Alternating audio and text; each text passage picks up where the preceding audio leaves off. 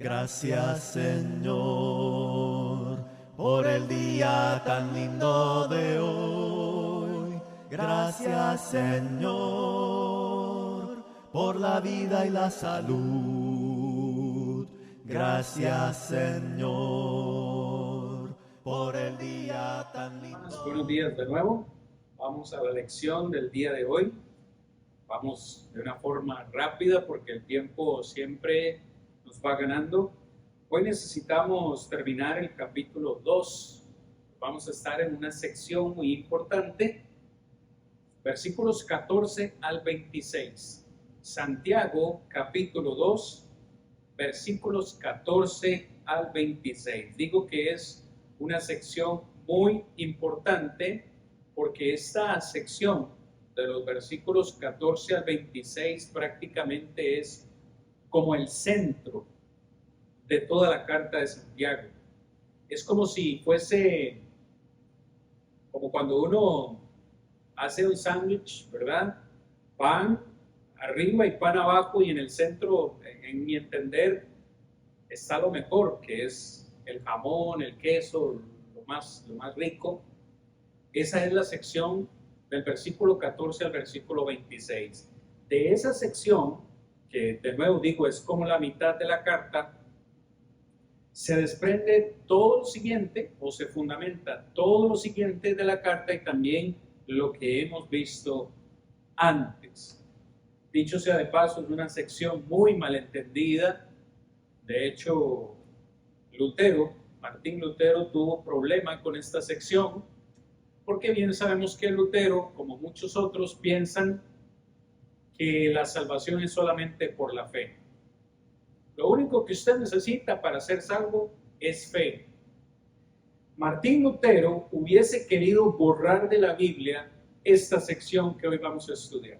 Es más, muchos hoy en día quisieran poder borrar o quitar o arrancar o romper esta página de la Biblia o esta sección, porque vamos a ver y hoy vamos a hablar acerca de las obras, pero de una manera bíblica, porque tampoco estamos diciendo en este estudio que nosotros podemos ganar la salvación. Eso quiero que quede claro. Ninguno de nosotros puede ganar la salvación. La salvación es algo que Dios nos da por gracia. Somos salvos por gracia. Pero algo que muchos no comprenden es que también somos salvos por la obediencia. Y de eso habla esta sección. Pero antes vamos a hacer un repaso muy rápido, hermanos, de las primeras 4 lecciones que hemos tenido. Esta es la lección número 5. Hemos hablado acerca de que las pruebas, hermanos, amigos, nos dan el conocimiento para ayudarnos a desarrollar nuestra fe. La vida misma es el campo de pruebas, el campo de entrenamiento, por decirlo así. No hay nadie en esta vida que no haya sufrido, no hay nadie que no haya pasado por pruebas. Es por eso que Santiago, desde el versículo 2, desde que inicia su carta, dice: hermanos míos, tengan por sumo gozo cuando se hallen en diversas pruebas, porque la prueba de vuestra fe produce paciencia. Así que eso es algo importante de lo cual hablamos. También mencionamos acerca de que toda buena dádiva viene de lo alto. Versículo 5 dice: si alguno tiene falta de sabiduría, pues pídala a Dios, que Dios da. Dice: sin reproche y abundantemente, dice el versículo 5. Cualquier cosa de la que tengamos necesidad, pues pidámosle a Dios, que Él da abundantemente y sin reproche. Otra cosa que mencionamos también en este capítulo 1, al final, prácticamente es que Dios es nuestro Padre de luz, ¿verdad? Algo que decía el versículo 15, dice, perdón hermano, me corrijo, el versículo 16 al 18, dice el versículo 17, toda buena dádiva y todo don perfecto desciende de lo alto, del Padre de las luces, en el cual no hay mudanza ni sombra de variación. Es decir, Dios es luz, no hay oscuridad en Él y por tanto deberíamos nosotros también ser luz. Hablamos un poco también acerca del pecado, cómo es que es consumado el pecado.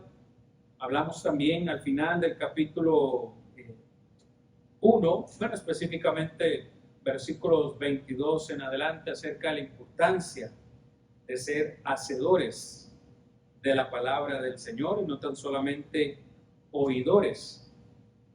Creo que todos nos podemos declarar culpables aquí de que a veces solo escuchamos, oímos lo que el Señor nos dice, pero no ponemos en práctica la palabra.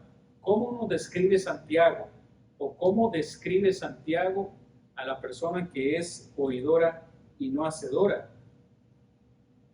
Dice versículo 23, es semejante al hombre que se considera en un espejo, considera su rostro natural y luego va y se olvida de cómo era. Pero el que mira atentamente, verso 25, en la perfecta ley, en la de la libertad, y persevera en ella, no siendo oidor olvidadizo, sino hacedor de la obra, éste será bienaventurado en todo lo que hace. Es decir, hermanos, si somos hacedores de la palabra, el Señor nos va a bendecir, pero también seremos bienaventurados en todo lo que hagamos. Hablamos de la hipocresía. ¿Cómo ve Jesús la hipocresía? Si no me equivoco, fue la semana anterior, hermanos, que hablamos de la hipocresía. ¿Cómo ve Jesús la hipocresía? ¿Cómo llamó Jesús a esos fariseos? Le llamó tumbas o sepulcros blanqueados. ¿Por qué? Yo a veces digo, ¿por qué las tumbas o los sepulcros los pintan de blanco por fuera? Para dar la impresión, para que de cierta forma nos olvidemos de lo que hay dentro de esas tumbas.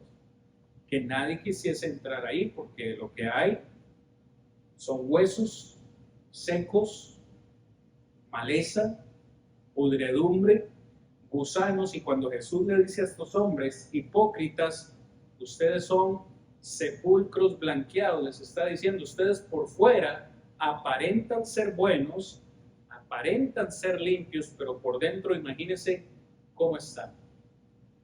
Entonces, en esta sección que estuvimos considerando, vimos la importancia de no ser hipócritas en nuestra forma de vivir, en nuestra forma de actuar, especialmente dentro de la iglesia.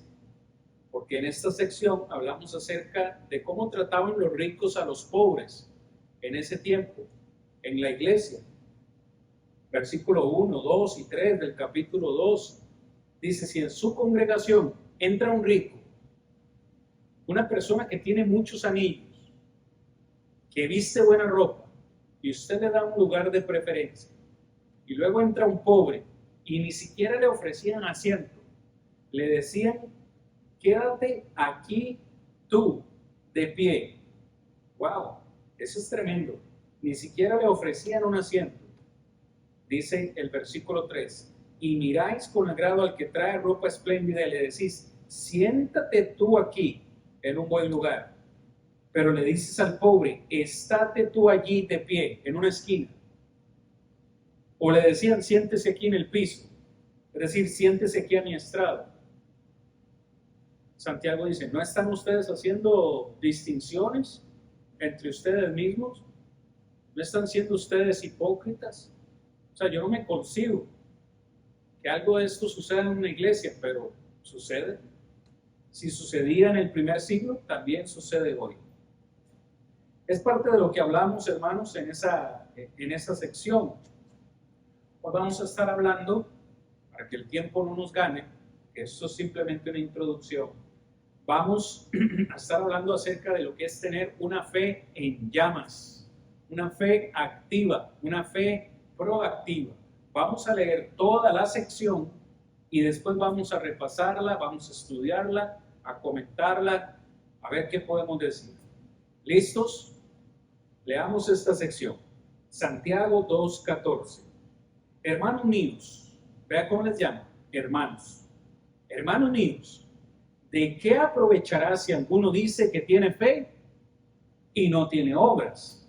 Pregunta Santiago. ¿Podrá la fe salvarle? Es una pregunta retórica que todos deberíamos contestar hoy. ¿Podrá la fe salvarnos?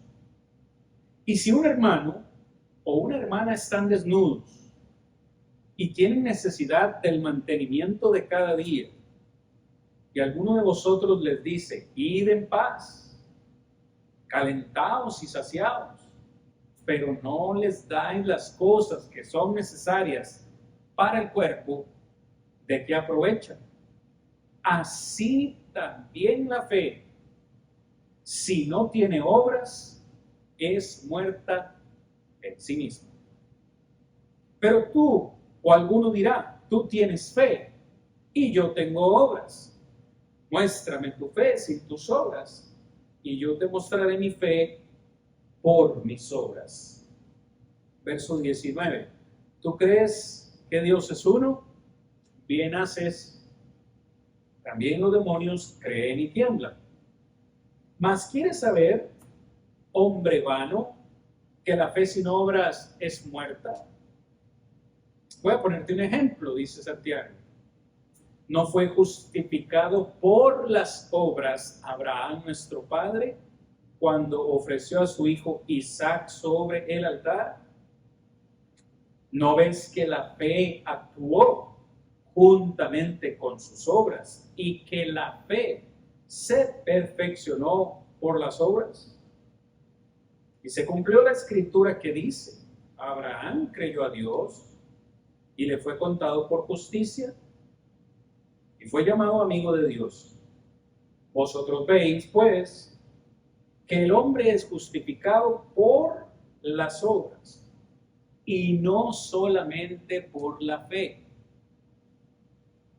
Versículo 25. Asimismo, subraya esa palabra, por favor, ahorita que vamos a hacer un comentario ahí.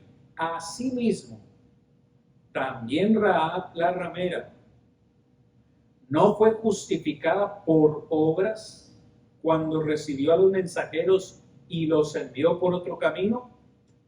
Versículo 26. Porque como el cuerpo sin espíritu está muerto, así también la fe sin obras está muerta. Palabra de nuestro Dios. En esta sección, hermanos, que hemos leído tres veces, Santiago menciona que la fe sin obras es muerta en sí mismo. ¿Por qué creen ustedes que lo digo tres veces? Porque esto es importante. El tema que él está discutiendo es importante. ¿Cuál es el problema otra vez con este texto para muchos? Que muchos dicen, solamente necesitamos la fe para ser salvos. Solo la fe nos salva. Solo la fe es suficiente. Con mucha sinceridad, con mucha honestidad, lo digo y también trato de decirlo con mucha amabilidad. Pero esto no es lo que enseña la Biblia. ¿Por qué? Porque sí, la fe es importante. Necesitamos la fe para ser salvos. Pero la fe bíblica nos motiva a hacer algo más. Nos motiva a obedecer. Siempre me gusta mencionar esto cuando hablo de la fe. La fe bíblica cree lo que Dios dice. La fe bíblica acepta lo que Dios dice, pero la fe bíblica también obedece lo que Dios dice. Es más, el mismo Santiago le pone un ejemplo a esta gente, o le pone dos ejemplos, el de Abraham y también el de Rahab. En breve vamos a discutir acerca de esos dos ejemplos, pero para fortalecer esto que estoy diciendo acerca de la obediencia, de la importancia de la obediencia y cómo la fe debe ser obedecida, quiero compartir 3 versículos con ustedes. Los 3 están en Romanos. Así que, sin perder Santiago, por favor, vamos a la carta de Pablo a los Romanos, en el capítulo 1. Y estos textos van de nuevo con mucha amabilidad para todos aquellos que creen que la fe es lo único que necesitamos para ser salvos. Capítulo 1, versículo 5. Romanos capítulo 1, versículo 5. Y por quien recibimos la gracia y el apostolado. Hermanos, ¿qué es lo que nos salva? La gracia. Eso está claro. Somos salvos por gracia. Pero siga leyendo, por favor. Fuimos salvos por gracia para la obediencia a la fe en todas las naciones por amor de su nombre. Yo pregunto, ¿se puede obedecer la fe? Sí. ¿Qué es la fe? La certeza de lo que se espera, la convicción de lo que no se ve. Todos, en alguna manera o en cierto grado, tenemos fe. Pero cuando yo tengo fe, que por cierto viene de oír la palabra, Romanos 10, 17, la fe viene por el oír y oír la palabra de Dios. Cuando yo escucho y la palabra crea en mí la fe me motiva a hacer algo más. Y ese algo más es lo que Dios me pide hacer en su palabra. La fe necesita ser obedecida. Ahora, en la mitad de la carta, Romanos capítulo 6, porque Pablo habla de esto al inicio, en la mitad y al final de Romanos. Romanos 6, 17. Romanos 6, 17. Después de haberles explicado acerca de la importancia del bautismo, en el capítulo 6, les dice, y voy a leer desde el 16, están todos conmigo, Romanos 6, 16. ¿No sabéis que si os sometéis a alguien como esclavos para obedecerle, sois esclavos de aquel a quien obedecéis, sea del pecado para muerte, o sea de la obediencia para justicia? Pero gracias a Dios, que aunque erais esclavos del pecado, habéis obedecido de corazón aquella forma de doctrina a la cual fuisteis entregados. Noten, estos hermanos de Roma vivían en pecado, pero obedecieron una forma de doctrina. Esa forma de doctrina es el Evangelio, que finalmente se obedece en el bautismo. Ahora, lo que quiero que miren es que después que ellos obedecieron, verso 18, fueron libertados del pecado y vinieron a ser siervos de la justicia. Después que obedecieron la forma de doctrina, fueron libertados de su pecado y después vinieron a ser siervos de la justicia. Hermanos, la fe necesita ser obedecida. Todavía no me queda claro, hermano Cristian, no estoy tan convencido. Vaya al final de la carta de Romanos. Romanos 16. Romanos 16, versículos 25 y 26. Romanos 16, verso 25 y 26. Y al que puede confirmaros según mi evangelio y la predicación de Jesucristo, según la revelación del misterio que se ha mantenido oculto desde tiempos eternos. Note, pero que ha sido manifestado ahora y que por las escrituras de los profetas según el mandamiento del eterno Dios, se ha dado a conocer a las gentes para que obedezcan a la fe.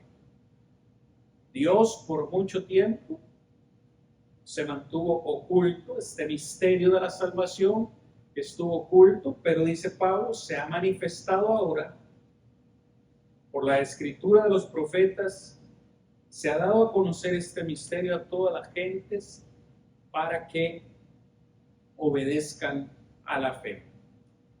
Versículo tras versículo tras versículo que vayamos leyendo, vamos a notar que la fe necesita ser obedecida. La fe no puede ser una fe muerta, simplemente decir, yo tengo fe y que por fe voy a ser salvo. Yo leo este texto de Santiago 2 y puedo casi que imaginarme que estos hermanos decían esto. Yo tengo fe, voy a ser salvo. Yo tengo fe y fe y fe. Y por eso Santiago les necesita recordar que la fe por sí sola es muerta. 3 veces lo menciona. Ahora, podríamos mencionar otros versículos.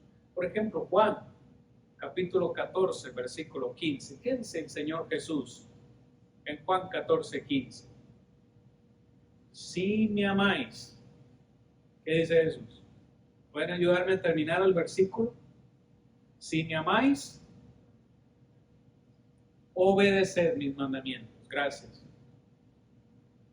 Amamos al Señor. Si usted no obedece, usted realmente no ama al Señor. Ahora, eso es una forma fácil de recordarlo. ¿Qué dice el capítulo 15, verso 14? Perdón. La hermana nos ha ayudado con el 14, 15. Pero ¿qué dice el 15, 14? Dice algo parecido.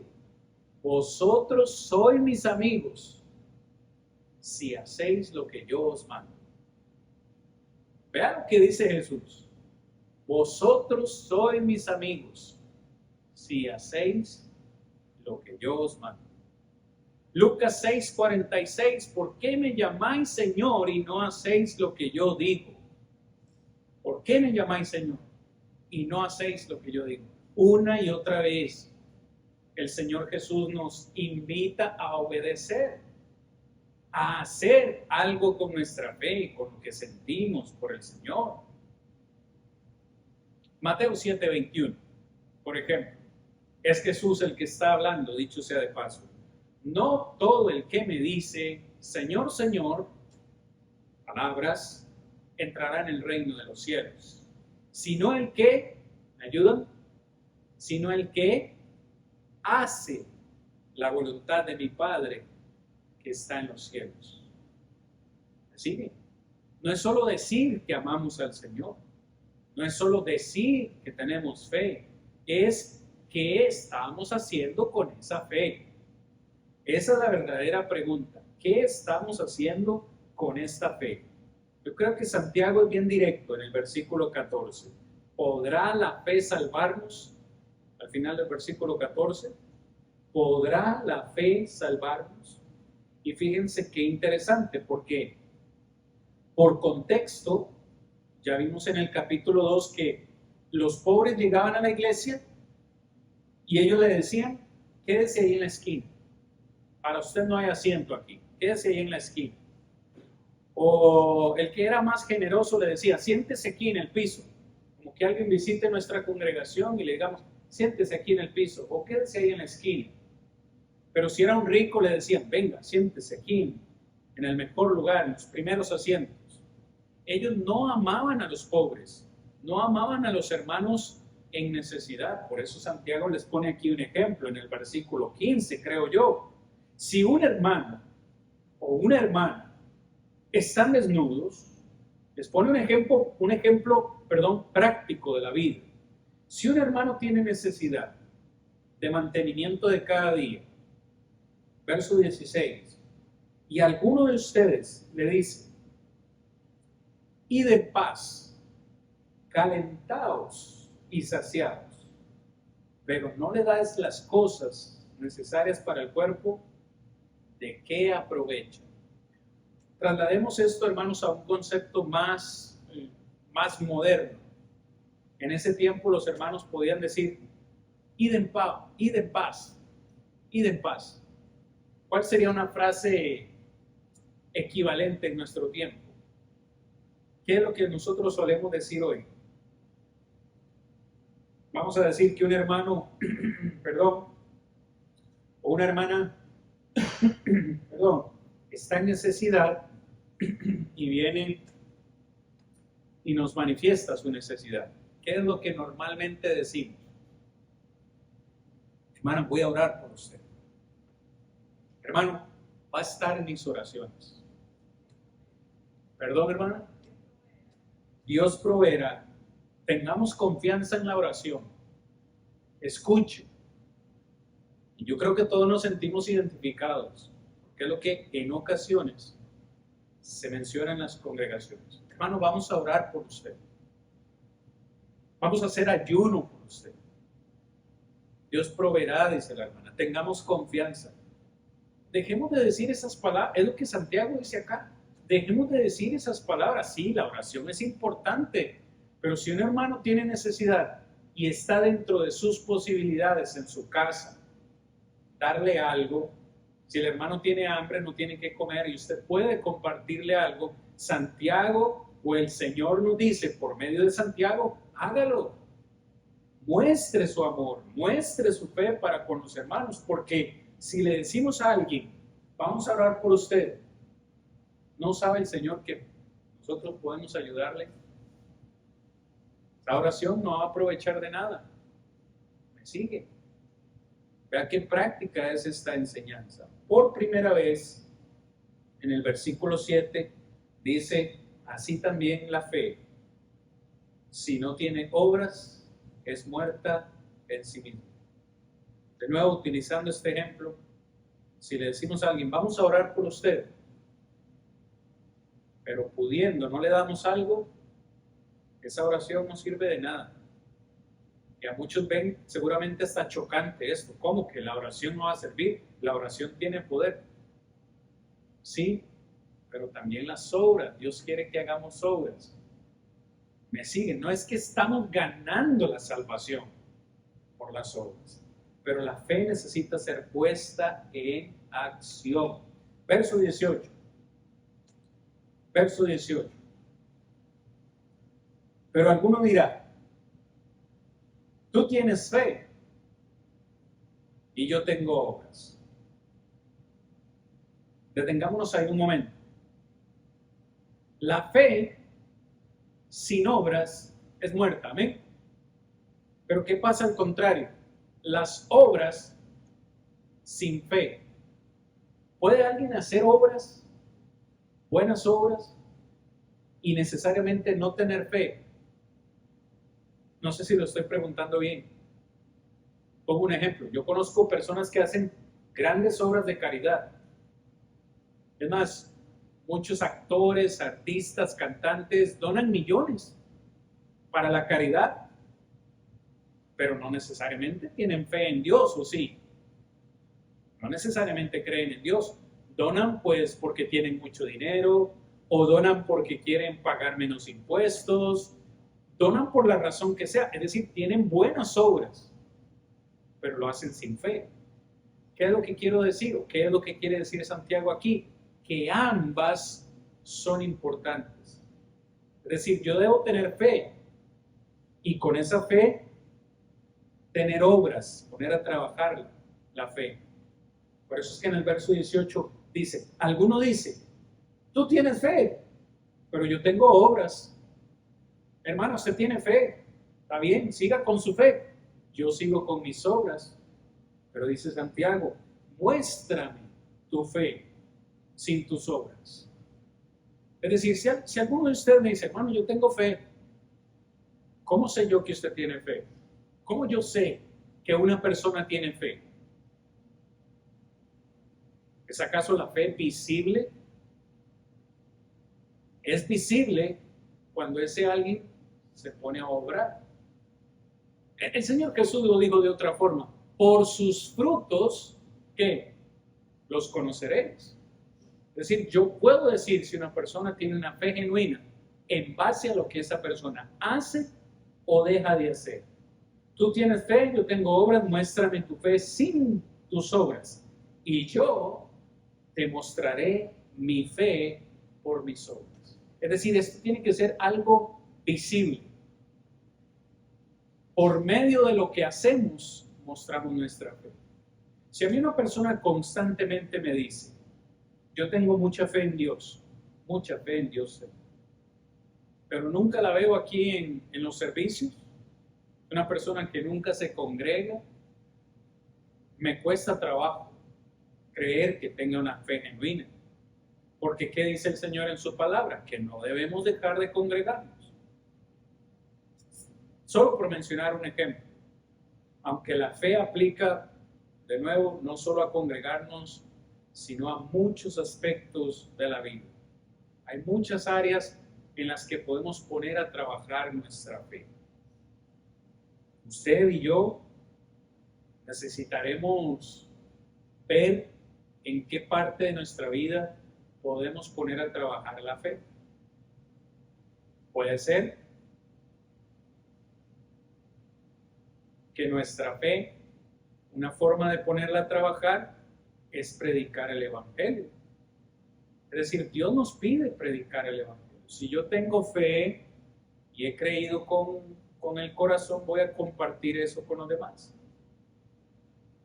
Una forma sencilla, práctica, útil, poner a trabajar la fe.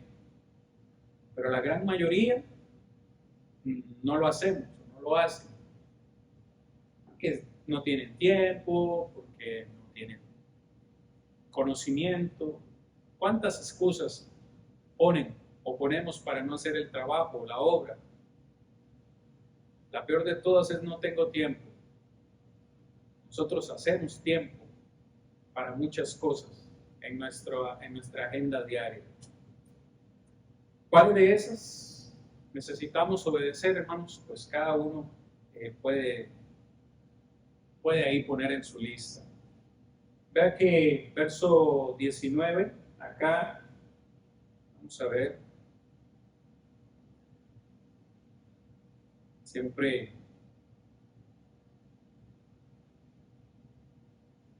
siempre olvido adelantar la presentación.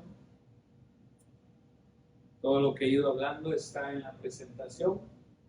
Podemos probar la fe con obras, no podemos probar la fe por sí misma. Las palabras no tienen calorías, es decir, por eso hablamos a veces de más, hablamos de más y hacemos menos. Hablemos acerca de los demonios, verso 19. ¿Tú crees que Dios es uno? Qué bien. ¿Tú tienes fe en Dios? Excelente. Te felicitamos, dice Santiago. ¿Tú crees que Dios es uno? Bien haces. Pero nos dice Santiago, también los demonios creen y tiemblan. En muchas ocasiones en el ministerio terrenal de Jesús expulsó muchos demonios. Y es interesante ver cómo los demonios reconocían a Jesús. Jesús, Hijo del Dios Altísimo, lo reconocían y creían y sabían el poder que Jesús tenía. Pero los demonios no cambian, los demonios no se arrepienten, ni van a obedecer al Señor. Por el contrario, dice el texto que tiemblan. Aquí esta palabra tiemblan es literalmente cuando alguien, como decimos popularmente, cuando algo le da miedo, que como decimos popularmente se nos eriza la piel o se nos ponen los pelos de punta del miedo que a uno le da. Esa es la palabra que utiliza Santiago acá. Los demonios creen en Jesús y tiemblan porque saben el poder que tiene el Señor. Sin embargo, no van a obedecer. Es decir, la fe de los demonios es una fe inútil, una fe sin sentido, que no los va a salvar ni los va a motivar a hacer nada más. Quedan como 10 minutos en esta lección. Qué rápido, hermanos, se nos va el tiempo. Así que hablemos un poquito de estos dos ejemplos que pone Santiago acá, porque quizás en ese tiempo algunos no entendieron lo que él estaba diciendo, como muchos hoy no entienden. Entonces Santiago les va a poner dos ejemplos. ¿Quieres saber? Les dice en el versículo 20, ¿quieren saber que la fe sin obras es muerta? Déjenme ponerles un ejemplo. ¿Recuerdan a Abraham? Hermanos, Abraham para los judíos era intocable. Era un héroe. Es el padre de la fe, a quien Dios le hizo la promesa, allá en Génesis capítulo 15, versículo 16. Tu descendencia será como las estrellas del cielo. Tu descendencia será como la arena del mar. Deja tu tierra, deja tu parentela y ve a un lugar donde yo te mostraré. Abraham lo hizo. Sin pensarlo dos veces, a la mañana siguiente dejó todo e hizo lo que el Señor le había mandado. Los años pasaron, la promesa nunca llegó, habían pasado 25 años y Abraham seguía siendo obediente. Hasta que después, pues, el hijo de la promesa llegó, después de un par de errores ahí que cometió Abraham con Sarai, su mujer, y Agar, su criada. El hijo de la promesa llegó, Isaac. ¿Ok? Pero cuando usted lee este texto, yo quiero que usted lo lea con cuidado. El versículo 21 dice Santiago, no fue justificado por las obras Abraham. ¿Cuándo fue justificado? Dice, cuando ofreció a su hijo Isaac sobre el altar. Eso sucedió en Génesis capítulo 22. Si luego ustedes lo quieren leer en casa. Génesis 22, 1 al 6. Abraham finalmente ha obedecido muchos aspectos de lo que Dios le ha dicho, pero no fue hasta que Dios le dijo, entrégame a tu hijo, sacrifícalo. No fue hasta ese momento que Abraham estuvo dispuesto a hacerlo, y hasta ese momento el texto dice que Abraham fue justificado. Perdón, ¿por qué fue justificado Abraham? Porque estuvo dispuesto a obedecer lo que Dios le pidió. ¿Me sigue? Abraham no fue justificado solo por la fe.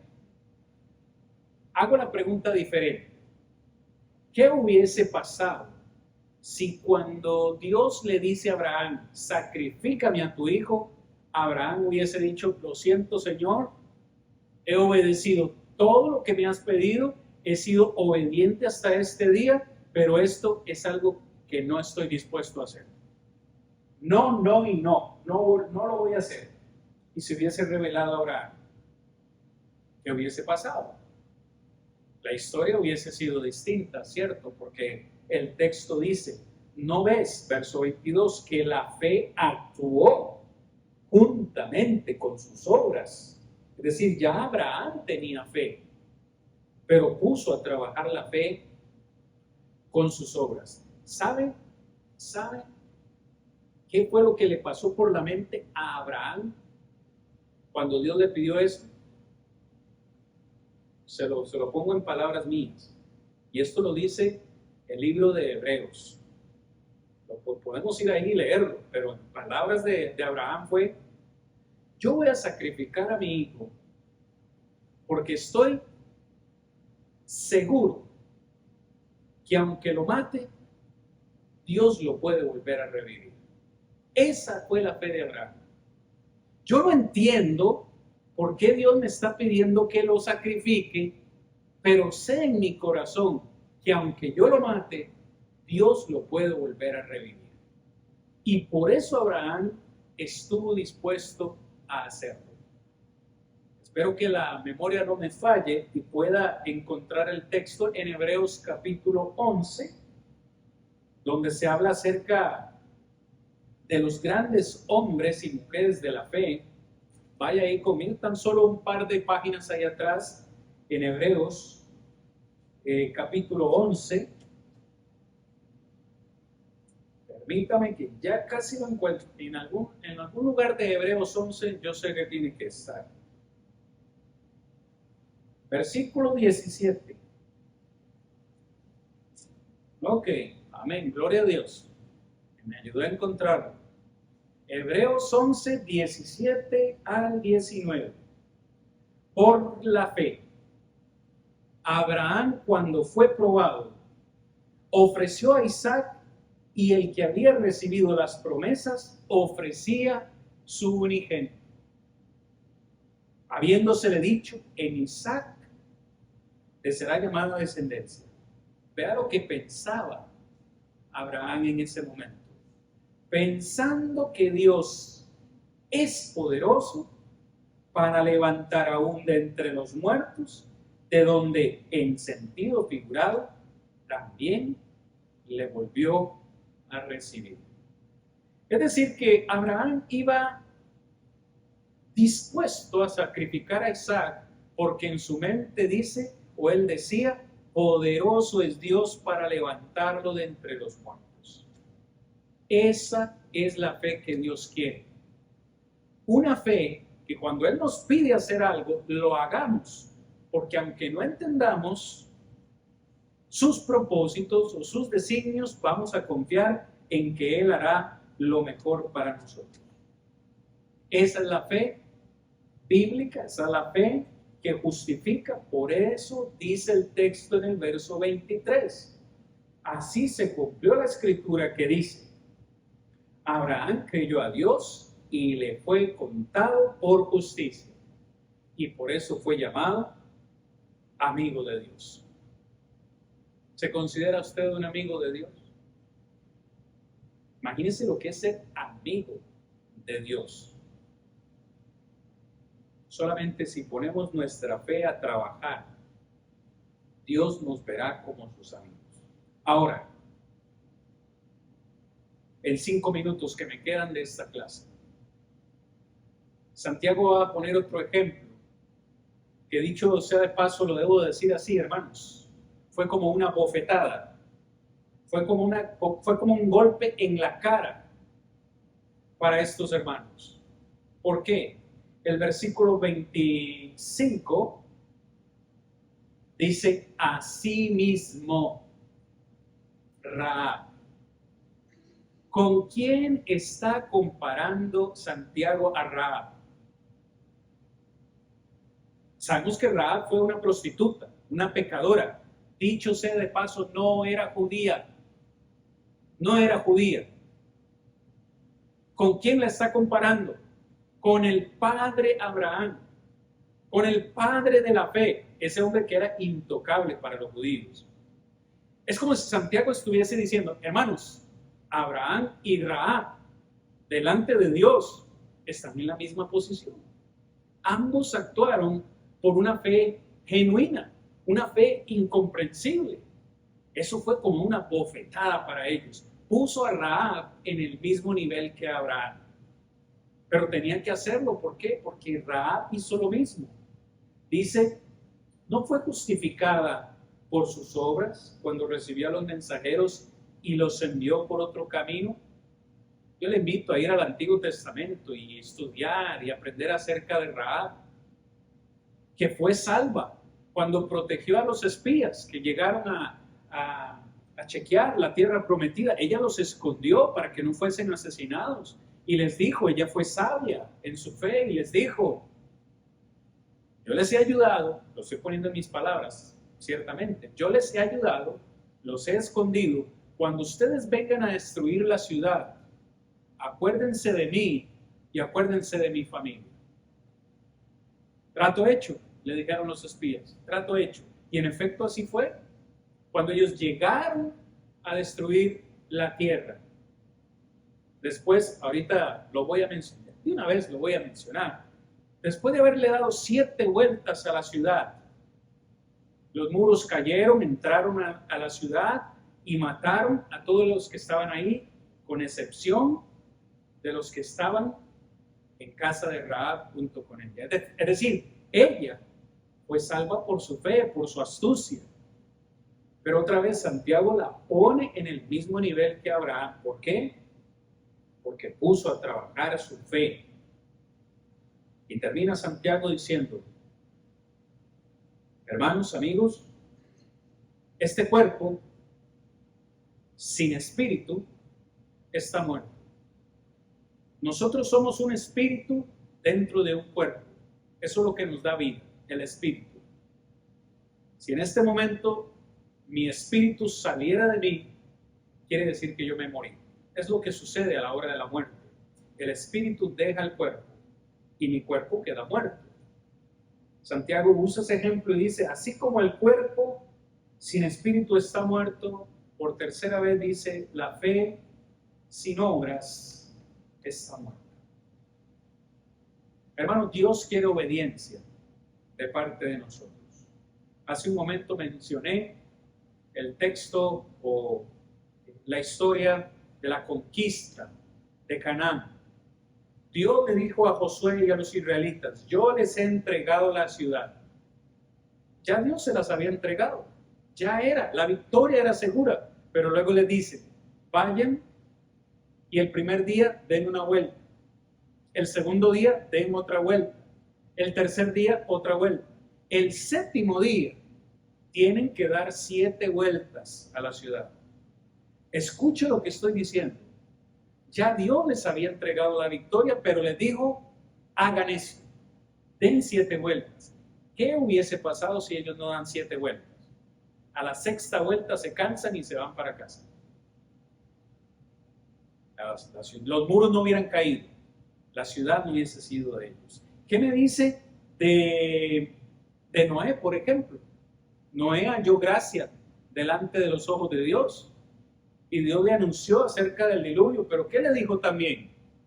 Construye un arca de esta medida, de esta altura, de esta anchura. Haga esto y haga lo otro. Le dio el tipo de madera. Le dio todos los detalles.